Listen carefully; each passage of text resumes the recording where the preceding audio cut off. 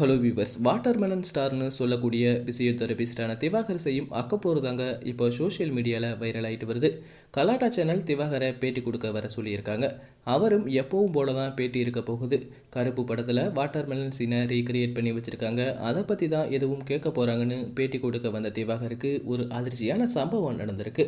கலாட்டா சேனல் தொகுப்பாளர் நவீன் திவாகர் கிட்ட நிஜ வாழ்க்கையில் வாழ முடியாததையெல்லாம் ஒரு கனவு வாழ்க்கையில் வாழ்வாங்க, அந்த மாதிரி தான் இப்போ நீங்கள் இருக்கீங்க, தன்னைத்தானே நீங்களே ஒரு ஹீரோ மாதிரி நினச்சிட்டு இருக்கீங்க, அப்படியெல்லாம் ஒன்றும் கிடையாது, நீங்கள் பண்ணுறது எல்லாம் ஒரு கோமாளித்தனம், அது உங்களுக்கே தெரியுமா தெரியாதான்னு கேட்க உடனே கடுப்பான திவாகர் பேட்டி வேணாம் ஒன்று வேணான்னு கலாட்டா ஸ்டுடியோவில் ஒரு ரகலையே பண்ணிட்டாரு.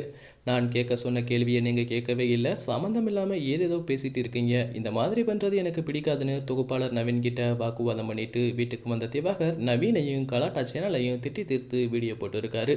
கலாட்டா சேனல் மேலே நான் போலீஸ்கிட்ட கம்ப்ளைண்ட் கொடுத்துருக்கேன், என்னை கலாட்டா ஸ்டூடியோவில் வச்சு ரொம்பவே அசிங்கப்படுத்திட்டாங்க. நவீன் கண்டிப்பாக நல்ல குடும்பத்தில் பிறந்திருக்க மாட்டான், அவனுக்கு எல்லாம் கூடிய சீக்கிரம் தண்டனை கிடைக்கும்.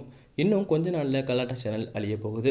கலாட்டா சேனல் வியூஸ்க்காக என்ன வேணால் பண்ணுறாங்கன்னு கூடிய சீக்கிரமே மக்களுக்கு தெரிய வரும். என்னோட திறமையால் தான் எனக்கு சினிமா வாய்ப்பு கிடைச்சிருக்கு, அது பிடிக்காம தான் அவங்க இப்படியெல்லாம் பண்ணிட்டு இருக்காங்க. கடவுள்னு ஒருத்தர் இருக்கான், அவனுக்கு எல்லா உண்மையும் தெரியும், தவறு செய்தவருக்கு தண்டனை கிடைக்கும்னு சொல்லியிருக்காரு திவாகர்.